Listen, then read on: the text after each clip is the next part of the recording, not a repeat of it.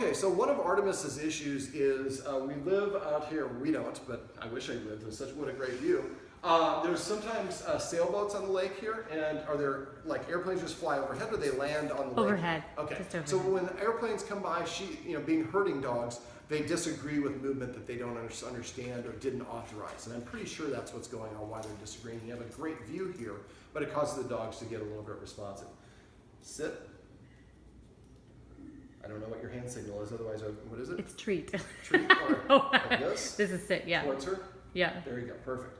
Okay, so what we want to do for counter conditioning is we want to recreate the situation in a controlled environment where we can control the intensity of the stimulus. Now in this case, it's going to be hard. We can't really control the airplane or the sailboat. But what we can have a factor on is the distance the dog is to it. So if the dog is right next to the window, it's as close as it possibly can be. So one of the things you might want to do is temporarily move these chairs and move the dog further and further away when you do this. You want the dog to be able to see the stimulus and your two litmus tests. Can I get the dog to take a treat, and can I get it to stay in a sit?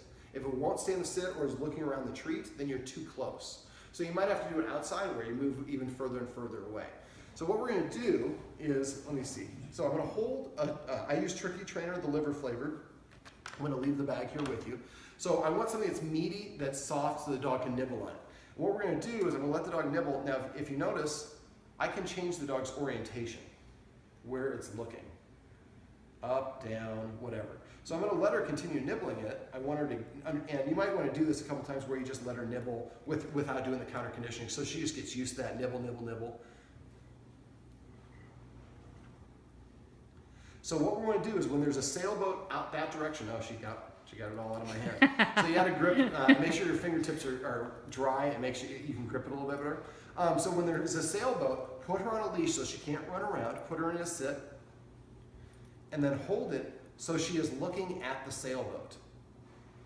So she's not able to run around, and just like the other video that we just shot, she's not able to work herself up into a frenzy. And number two, she's looking at the sailboat while she's having these high-value treats delivered. After a while, they become associated with one another. So then, oh, can we get some more sailboats out here because I'm hungry? I want some of these good treats.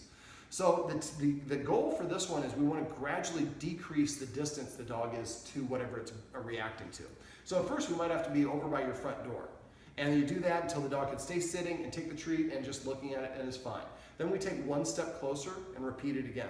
Now when you do these should be little 3, maximum 6 minutes, but I mean, it's probably gonna be like 1 to 3 minutes of doing this, and then play with the dog a little bit afterwards. After training or structure, always have a reward period, so the dog, remember, and always end on a good note. So the dog has a fond remembrance and then remembers doing something that they enjoy afterwards. So the more that you do this, eventually the dog starts to associate, like I said, the sailboat with getting those treats, and then you gradually collapse the distance until you're at the edge of your dock and you're watching a sailboat. Maybe you have a friend with a sailboat who just comes around, does circles, and if you can control it as they get closer, you have these treats and you're giving it to her. Now these are little treats. They're about the size of an M&M, maybe a little bit bigger. One thing you can do, sometimes when you're doing counter conditioning, you go through these pretty quickly. I've had some people go to a butcher, the deli, and have them slice a piece of roast beef, the round slice, but about a 1/3 of an inch thick, and then slice it down so you make like strips that are like this long, but are only about that wide. And you can kind of do it as like a push-up. So you're just gradually feeding a little bit more and a little bit more. That way, especially for a sailboat, it's going to be pretty slow as it's passing. It's not going to be something passing by quick. But this way, the dog has the positive reinforcer, and they only get roast beef when they see that sailboat. Eventually, it gets to the point where they see the sailboats and they don't respond to it at all. That's counter conditioning. Okay.